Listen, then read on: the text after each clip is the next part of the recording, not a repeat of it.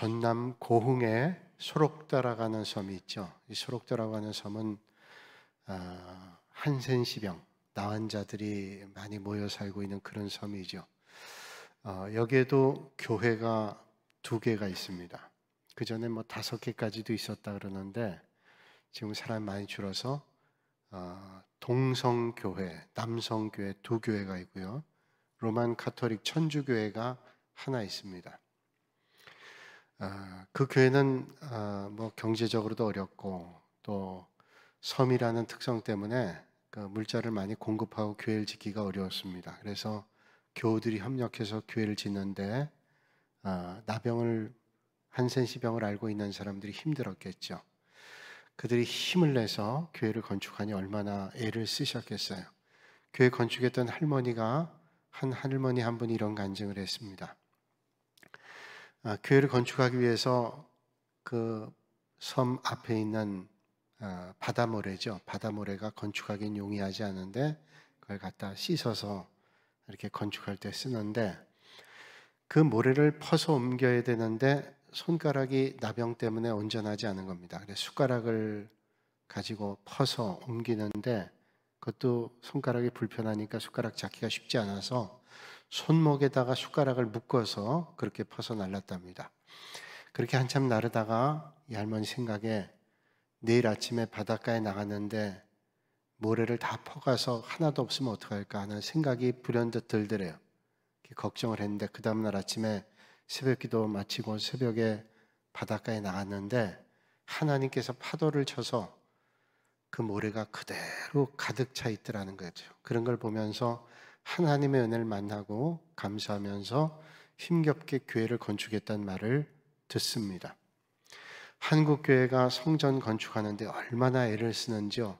아마 그런 정열과 열정은 하나님께서 기쁘게 받으셨을 것이고 그런 교회를 통해서 오늘도 많은 영혼들이 주님 앞에 나오는 역사가 있게 되는 걸 우리는 보죠.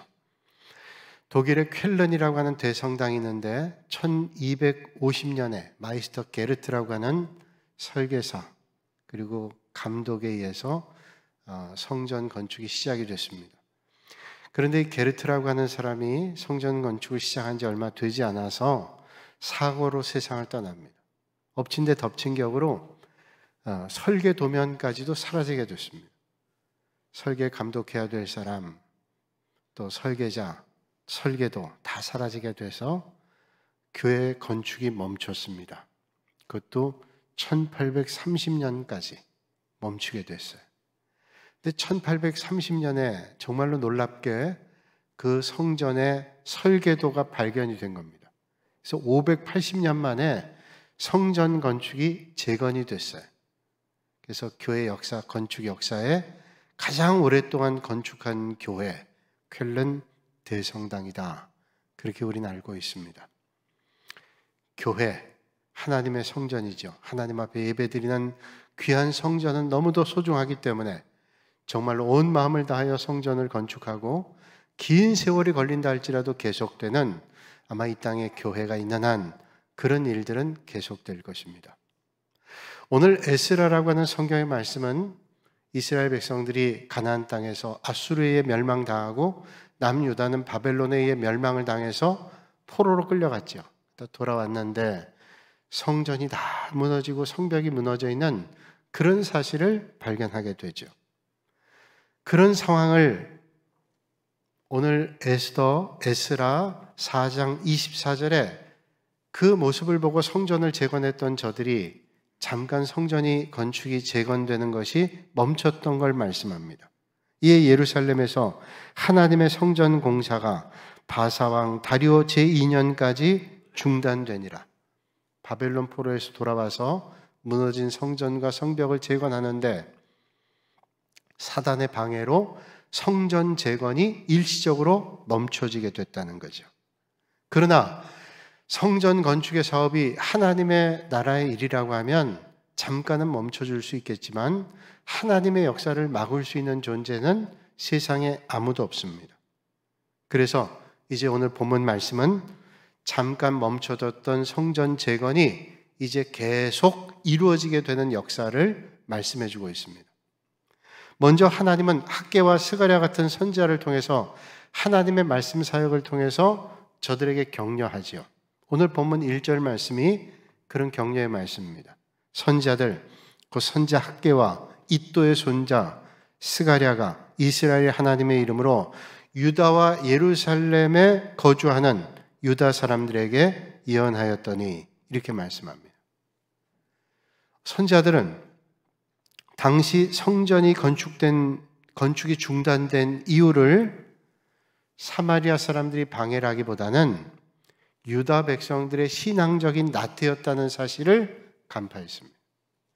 사실 북이스라엘은 아수르라는 나라에 의해서 주전 722년에 멸망당하고 남유다는 바벨론이라는 나라에 의해서 주전 587년에 멸망당했습니다. 그러고 난 다음에 아수르 같은 나라는 이방인들을 가나안 땅에 정착하게 해서 거기에 남았던 유대인들과 함께 살게 돼서 혼혈 민족이 생기죠. 사마리아 사람들.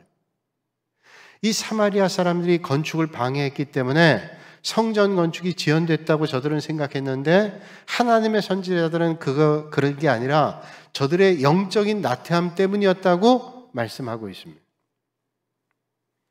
사마리아 사람들이 방해가 아니라 저들의 성전 건축에 대한 나태는 뭘까요? 아직 성전을 건축하기에는 때가 이르다. 좀 정착이 돼야 우리가 돌아왔는데 성전 건축보다 우리 당장 앞에 있는 일들이 너무 급하니 이런 마음을 가지고 있었다는 거예요. 그러니까 저들에게 정말로 문제는 사마리아 사람들의 방해도 어떤 방해 때문이 아니라 저들의 영적인 나태함, 성전에 대한 소중한 마음들이 없었기 때문이라는 거죠. 오스카 와일드라고 하는 극작가가 그날 이후라는 글을 썼는데 그날 이후란 글에서 이런 이야기를 합니다. 어느 날 예수님께서 길을 가다가 한 술주정꾼을 만났습니다. 그 주정꾼 만났는데 주정꾼이 예수님 보더니 이런 말을 하는 거예요. 아, 당신은 내 다리를 고쳐주신 분이군요. 내가 예전에 다리가 불구로 있을 때 나를 건강한 다리를 고쳐주셨죠. 그 전에는 내가 구걸하며 살았는데 주님 만나고 난 다음에 내가 두 발로 뛰어다니게 됐습니다. 근데 그전에는 불구였기 때문에 얻어먹는데 불편함이 없었는데 두 다리를 고치고 나서 얻어먹는 게 너무 힘들어졌습니다. 그래서 먹고 살아갈 힘이 없어요. 그래서 내가 술에 의존하고 이런 술주정뱅이로 살아가고 있습니다. 옛날에 불구였을 때는 그래 동냥하며 그렇게 살았는데 내가 이렇게 힘겨운 삶을 사는 것은 당신 때문이라는 원망이죠. 그 말 들으니까 예수님께서 상심이 되셨어요. 그리고 길을 가는데 한 불량배가 어떤 사람과 싸우는 것을 봤습니다. 가만 보니까 낯익은 얼굴이에요. 예전에 앞을 보지 못하던 사람을 고쳐줬던 그 젊은이입니다. 예수님께서 그를 보고 나무랬습니다. 아니 이 백주의 대낮에 이렇게 멱살 잡고 싸우면 어떡하냐고. 그러자 이 시각 장애를 가지고 있다가 눈을 떴던 사람이 예수님께 말하죠. 내가 전에는 앞을 보지 못했는데 그런 시각 장애를 가지고 있었는데 예수님께서 진익을 이겨서 제 눈에 발라주셔서 눈을 떴습니다. 얼마나 세상이 밝고 얼마나 감사하고 기뻤는지 정말로 온 세상이 내 것 같았습니다. 그런데 눈을 뜨고 보니까 못 볼 것들이 너무 많아요. 화가 나서 못 견디겠습니다. 술을 먹지 않고는 이렇게 싸우지 않고는 견딜 수 없어요. 차라리 내 눈을 뜨지 않았으면 좋았을 뻔했습니다. 라고 핑계하더라는 거예요. 자신의 잘못을 인정하기보다는 남 탓하는 거예요. 내가 이렇게 된 건 누구 때문인데 당신 때문이라는 거예요. 이게 인간의 본성이죠. 사울 왕은 아말렉과의 전쟁에서 큰 승리를 하죠. 하나님께서 사무엘상 15장 5절 이하에 말씀하고 있는데 그 아말렉과의 전쟁에서 큰 승리할 때 하나님께서 거기 전리품 전혀로 취하지 말고 다 진멸하고 왕들도 남겨두지 말라 그랬어요. 그런데 사울 왕은 전리품 가운데 좋은 것들, 좋은 짐승들은 하나도 손대지 않고 그대로 놔둡니다. 진멸하지 않아요. 나중에 사무엘 선지자가 하나님의 말씀을 가지고 책망을 합니다. 하나님께서 다 진멸하고 없애라 그랬는데 넌 왜 없애지 않았냐? 사울왕이 핑계하죠. 이거는 우리가 하나님 앞에 드리기 위해서 좋은 것들을 잘 준비했다가 하나님 앞에 드리려고 한 겁니다. 내가 가지려고 한 거 아닙니다. 라고 핑계했단 말이죠. 하나님은 좋은 예물을 받기 원하시는 게 아니라 우리의 순종을 받으신다는 거죠. 여러분, 하나님 앞에 여러분의 순종과 진심을 하나님 앞에 드리시는 정말로 복 있는 사람들이 되시기를 주님의 이름으로 축복합니다. 하나님은 아직은 성전 건축할 때가 되지 않았다고 이런저런 핑계를 대는 유다 백성들에게 하나님께서 기근과 흉년을 통해서 경고하셨습니다. 이 경고는 뭐예요? 너희들이 나태하거나 영적으로 게으르지 말고 깨어있으라. 오늘 우리의 마음 가운데도 그런 게 있어요. 코로나를 겪으면서 힘겨운 시간을 겪으면서 나도 모르는 사이에 믿음의 근력이 다 풀어졌어요. 제가 부산에서 목회할 때 어떤 분 신방을 갔는데 이분이 근육이 다 풀어졌어요. 그전에는 아주 건강했던 분인데 근육이 다 풀어졌어요. 그래서 그분이 도대체 내가 걸을 수 있을까 생각을 못 한대요. 누워 있는 거예요. 근육이 다 풀어졌어요. 우리 신앙의 근력도 어느덧 풀어지기 시작했어요. 그래서 편한 거, 그저 예배는 뭐 아무 데서나 드리지, 뭐 예배당까지 가, 믿음 생활 잊지만 하면 되지, 이런 생각이 어느덧 들어오지 않는지 모르겠어요. 학계 선지자를 통해서 그런 상황을 말씀하고 있죠. 만군의 여호와가 말하노니 자기의 행위를 살필지니라. 너희는 산에 올라가서 나무를 가져다가 성전을 건축하라. 그리하면 내가 그것으로 말미암아 기뻐하고 또 영광을 얻으리라. 나 만군의 여호와가 말하노라. 이것이 무슨 까닭이냐? 내 집은 황폐하였으되 너희는 각각 자기의 집을 짓기 위하여 빨랐음이라. 그러므로 너희로 말미암아 하늘은 이슬을 그쳤고 땅은 산물을 그쳤습니다. 이 무슨 말씀이에요? 성전은 지금 다 황폐하고 무너져 있는데 너희들은 너희 집 짓기에 급해서 하나님의 성전은 돌보지 않으니 하나님께서 하늘의 소산을 그쳤다. 그래서 선자들을 통해서 유대 백성들을 책망하시면서 성전 재건을 재촉하고 계시는 말씀이 오늘 본문 말씀이에요. 그러나 오늘 선자들이 권면하는 최후의 목표는 눈에 보이는 성전 건축만은 절대로 아닙니다. 그 당시에는 성전 건축이 이루어지지 않으면 신앙 자체가 존립할 수 없었기 때문에 성전 자체가 신앙의 근거가 되기 때문에 성전 건축이라는 게 매일 중요했습니다. 당면 과제였죠. 그들의 최후 목표는 그러나 눈에 보이는 성전 건축이 아니라 그 성전 건축의 근본적인 목적은 영적 성전입니다. 여러분, 우리가 하나님 앞에 나와 예배드리죠. 성전에서 우리가 하나님 앞에 성전에서 예배드리는데 이 성전에서 예배드리는 궁극적인 목적이 뭘까요? 하나님께 영광 올려드리고 하나님을 높여드리는 우리 한 사람 한 사람이 거룩한 성전이 되기 위해서요. 성전의 존재는 영적 성전에 있다라는 거죠. 오늘 우리도 마찬가지입니다. 성전 건축의 근본적인 목적은 성전에 있는 것이 아니라 영적 성전에 있다는 거예요. 영적 성전에 있습니다. 몇 년 전에 우리 교회 성지순례반 중심으로 해서 여러 교우들이 성지순례를 갔습니다. 처음에는 이스라엘 요르단 갔었고요. 그 다음에 소아시아 지역을 갔습니다.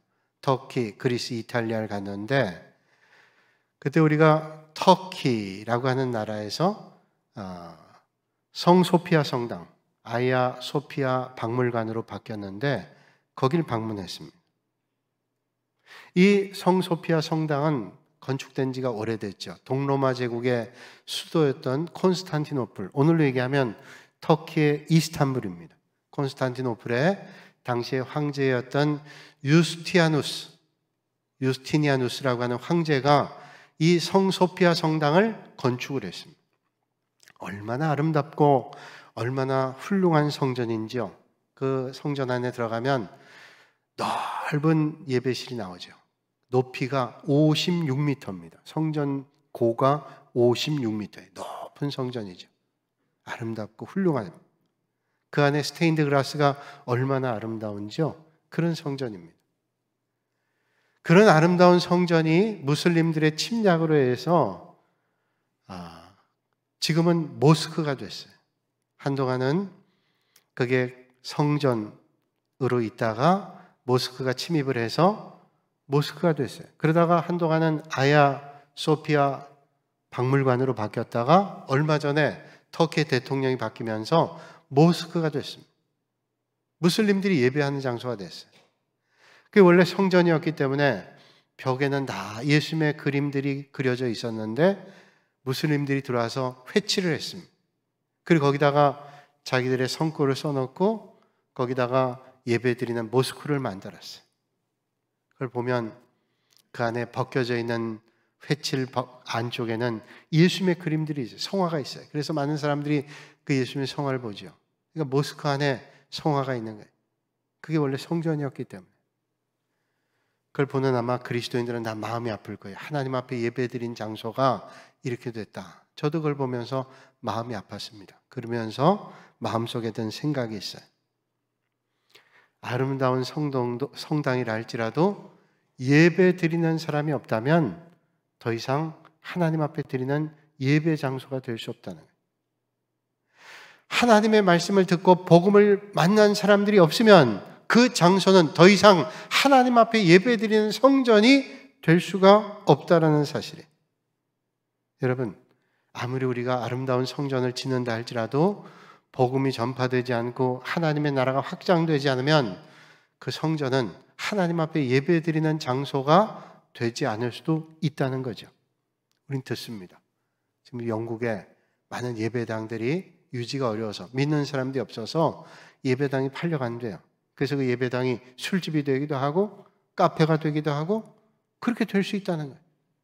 그러니까 오늘 우리가 눈에 보이는 성전도 참 중요하지만 우리 한 사람 한 사람이 주님의 은혜를 충만히 받고 영적 성전이 된다고 하는 것이 얼마나 중요한 일인지 몰라요. 그래서 우리 교회가 해야 될 가장 중요한 일이 복음을 전파하는 일이죠. 우리 교회가 하는 중요한 일이 있습니다. 우리 교회가 하는 일은 먼저 하나님 앞에 나와 예배 드리는 일이죠. 예배.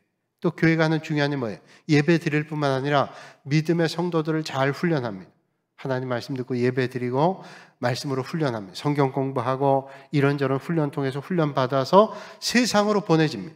그러니까 교회는 하나님 앞에 나와 예배 드리고 훈련 받는 것이고 그뿐만 아니라 세상으로 보내져서 복음을 전하는 사람들이 있는 것입니다. 전도해야죠. 그래서 전도한 사람들이 복음 전하면 또 새로운 신자들이 생겨서 교회 와서 예배드리고 훈련받고 또 전파하고 이런 선순환이 이루어지는 것이 교회의 역할입니다. 그러므로 여러분, 우리 교회가 그런 교회 본질대로 영적 성전을 세워 많은 영혼들을 주님께로 인도하는 그런 복이 넘치는 축복의 공동체가 될 수 있기를 주님의 이름으로 축복합니다. 사도행전 2장 43절에서 47절까지 초대교회에 대해서 말씀하고 있습니다. 사람마다 두려워하는데 사도들로 말미암아 기사와 표적이 많이 나타나니 믿는 사람이 다 함께 있어 모든 물건 서로 통용하고 또 재산과 소유를 팔아 각 사람 필요에 따라 나눠 쓰고 그리고 날마다 마음을 같이하여 성전에 모이기를 힘쓰고 집에서 떡을 떼며 기쁨과 순전한 마음으로 음식을 먹고 하나님을 찬미하며 또 온 백성에게 칭송을 받으니 어떻게 돼요? 날마다 구원받는 주님을 믿는 믿음의 사람들이 늘어가게 됐다고 말씀하고 있습니다. 그렇습니다. 오늘 교회는 예루살렘 초대교회처럼 믿음 위에 서서 사랑을 나누고 복음을 전하여 날마다 믿는 사람이 늘어가는 그런 성전이 되어야 된다는 거예요. 우리가 세상으로 나가지 않으면 그 교회가 확장될 수도 없고 믿는 사람들이 늘어갈 수 없어요. 영국의 런던에 유명한 성당이 있죠. 웨스트민스터 대성당입니다. 그 웨스트민스터 대성당은 유명하기 때문에 많은 사람들이 구경 갑니다. 믿는 사람이거나 믿지 않는 사람들이 많이 가죠. 그 영국 웨스트민스터 대성당은 관광지처럼 돼가지고 사람들이 와서 거기에 관리인의 설명 듣습니다. 아주 훌륭한 예배당이고 오래된 예배당이고 아름다운 예배당. 그리고 이 교회 묘지에는 얼마나 훌륭한 사람들이 많이 묻혀 있는지 몰라요. 여러분, 왕들도 많이 묻혀 있잖아요. 여기에 성자들도 많이 묻혀 있죠. 그렇게 훌륭한 곳이라. 그런 설명을 한참 합니다. 그 설명을 듣고 있던 한 사람이 이렇게 물었다 그래요. 참 훌륭한 예배당이네요. 또 훌륭한 분들이 많이 묻혀 계신 그런 예배당이라. 그런데 최근에 이 예배당 통해서, 믿는 사람들 통해서 얼마나 많은 그리스도인들이 됐는지요, 이분들을 통해서 얼마나 많은 사람들이 교인됐습니까? 물었대요. 그 물음에 대해서 그 예배당 안내하는 관리는 아무 말도 할 수 없었대요. 최근에 전도한 사람이 없거든. 여러분, 예배당, 성전이 복음을 전하지 못하고 그저 관광객들이 드나드는 성전이 된다면 그건 성전의 본질을 잃어버리는 것이죠. 교회는, 성전은 구원받는 사람이 얼마나 되는가, 이게 중요한 거지. 그 교회가 교회답다라고 하는 것은 교회를 통하여 얼마나 많은 영혼들이 주님 앞에 나오는가라고 하는 것이 중요한 것입니다. 그러므로 교회 성전의 건물도 중요하지만 정말로 중요한 것은 영적 성전, 믿음의 성도들 한 사람 한 사람이 중요한 것입니다. 옛날엔 아주 아름답지만 암초가 많아서 배들이 가다가 좌초하는 사고가 많은 캘리포니아의 한 해변이 있었습니다. 그 해변가에 어부하는 바닷가에 어부가 있었는데 그 좌초하는 배에서 사람들을 구출해내곤 했어요. 워낙 암초가 많아서 처음 항해하는 배들이 좌초된 경우가 있었다는 거예요. 그 어부가 사람들 많이 구해줬는데 그 가운데는 감사해서 살해하는 사람들이 있었습니다. 이 어부가 참 진실한 사람이라 그 살해한 돈을 잘 모아서 여기 좌초에서 사람들이 많은 사고를 당하는데 여기 좀 이 사람들 구조하는 구조센터를 만들면 좋겠다 해서 독지가 도움받고 자원봉사자 도움받아서 그 돈과 함께 구조센터를 만들었어요. 자원봉사자들이 구조센터에 와서 암초에 부딪혀서 좌초된 배들의 사람들을 구출해내곤 했습니다. 근데 그 좌초된다 할지라도 거기 날마다 배가 좌초되는 게 아니니까 그 구조센터에서 구조하는 일들이 그렇게 썩 많지는 않았습니다. 큰 도움은 됐지만 거기 일하는 사람 가운데 이런 생각이 있습니다. 우리가 여기서 있지만 날마다 이런 일을 하는 거 아니니 여기 너무 경치도 좋고 풍광이 좋으니 여기를 좀 카페를 만들어 놓으면 사람들이 와서 아름다운 풍경을 볼 수 있지 않을까 제안을 했어요. 그것도 좋은 생각이다. 그래서 거기에 카페를 만들었습니다. 구조센터 겸 카페. 사람들이 소문 나가지고 얼마나 많이 왔는지요. 사람들이 많아집니다. 그렇게 하다 보니까 카페 일들이 많아졌어요. 구조센터 일보다 이게 많아졌습니다. 한 사람이 또 제안합니다.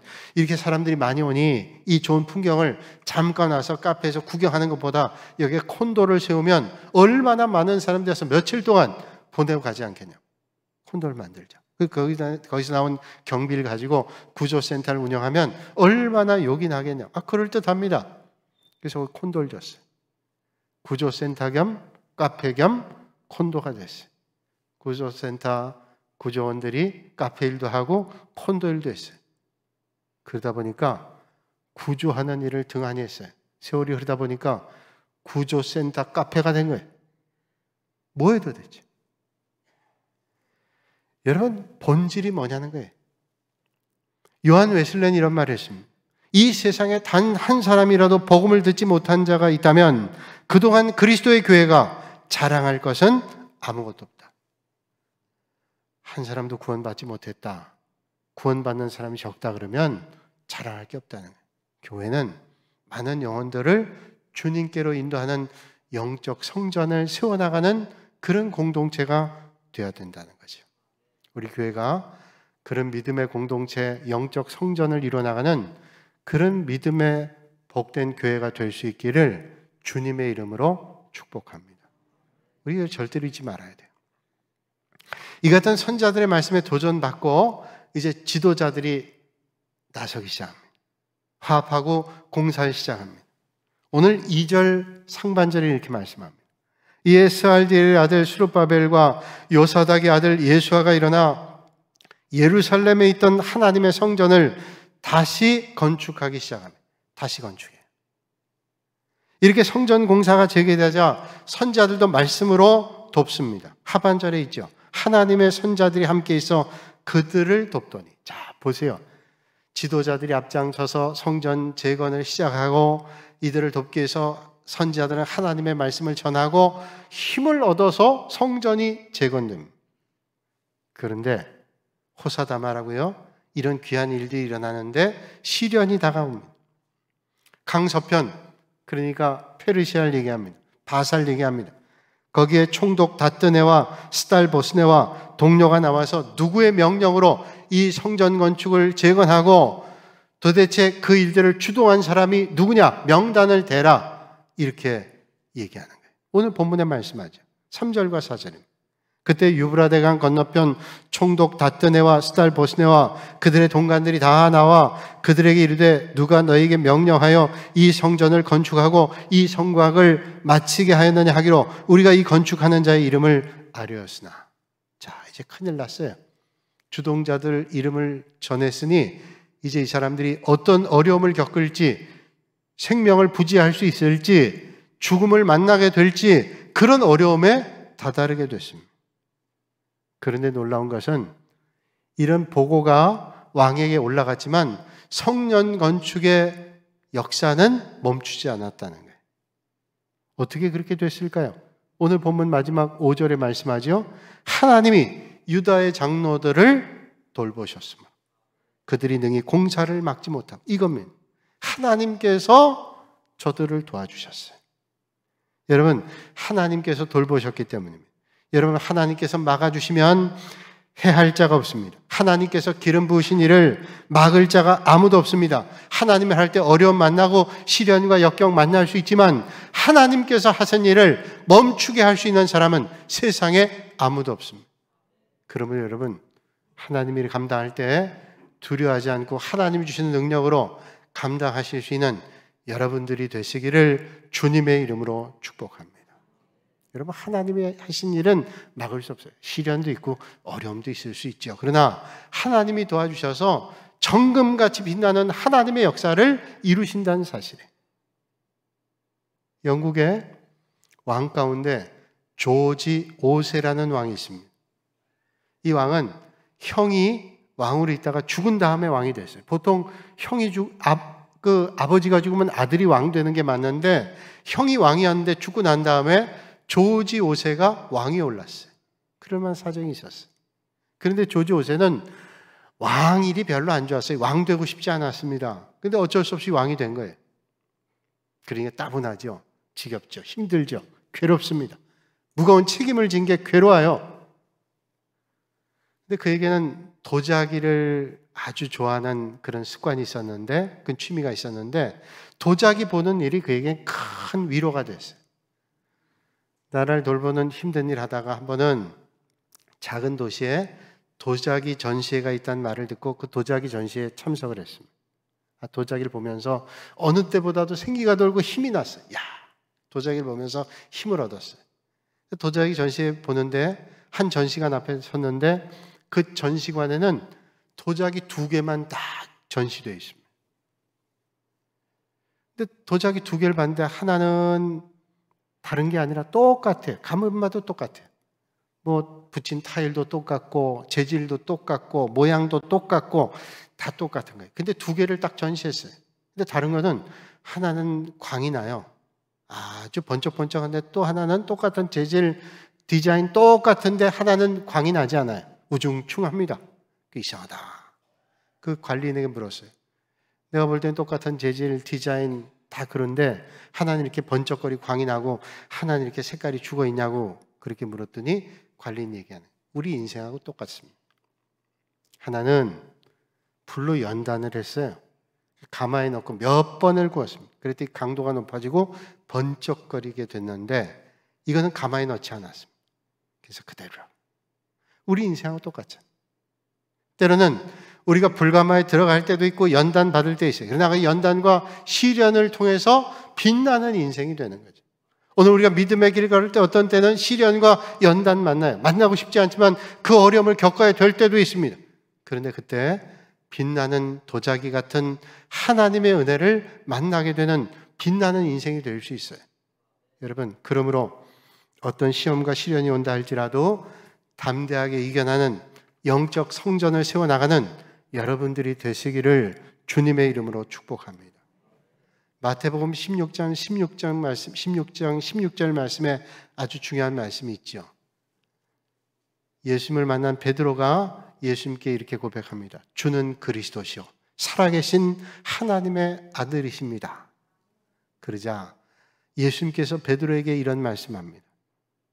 바요나 시몬아, 내가 복이 있도다. 이를 내게 알게 한 이는 혈육이 아니요 하늘에 계신 내 아버지시니라. 내가 이 반석 위에 내 교회를 세우리니 음부의 권세가 이기지 못하리라. 내가 천국 열쇠를 내게 주리니 네가 땅에서 무엇이든지 매면 하늘에서도 매일 것이요 내가 땅에서 무엇이든지 풀면 하늘에서도 풀리리라. 이런 축복의 말씀 주세요. 하나님께서 내 고백 위에 베드로의 네 고백 위에 베드로의 신앙 고백 위에 교회를 세우겠다고 천국의 열쇠를 내가 주겠다고 이런 말씀 얼마나 큰 칭찬이에요. 영광 중에 최고의 영광이죠. 이런 신앙 고백을 들으신 다음에 예수님께서 비로소 그때부터 고난 얘기합니다. 예수님께서 십자가에 달려 죽으실 고난에 대한 말씀을 쭉 이야기하니까 그때 칭찬받았던 베드로가 그 순간을 놓치지 않고 예수님께서 말씀하죠. 주여 그리 마옵소서. 이 일이 결코 죽게 미치지 못하리라. 예수님께 십자가 고난 받는다고 말씀하는데 절대로 이 일은 제가 막겠다는 거예요. 항변하면서 얘기합니다. 절대로 이런 일이 있도록 하지 않을 겁니다. 그런데 보세요. 그런 베드로의 말을 듣고 주님께서 뭐라고 말씀해요? 사단아, 내 뒤로 물러가라. 너는 나를 넘어지게 하는 자로다. 내가 하나님의 일을 생각하지 않고 도리어 사람의 일을 생각하는도다 말씀하죠. 주님은 십자가 고난 만나고 우리에게 영생을 주시기 위해서 대속의 십자가를 지신다고 말씀하셨어요. 베드로는 얼마 전 얼마나 큰 칭찬받았어요. 바로 그 순간에 사단아 물러 인간의 생각을 했다는 말씀이에요. 오늘 이 말씀 우리에게 뭘 얘기할까요? 성령의 역사가 있는 그 순간 지난 지 얼마 안 돼서 시험이 올 수도 있다는 거예요. 여러분 우리가 은혜 많이 받고도요 시험 만날 수 있어요. 성전 건축 아름답게 하고 시험에 빠질 때 있고 금식 기도하고 예수님 앞에 시험이 왔어요.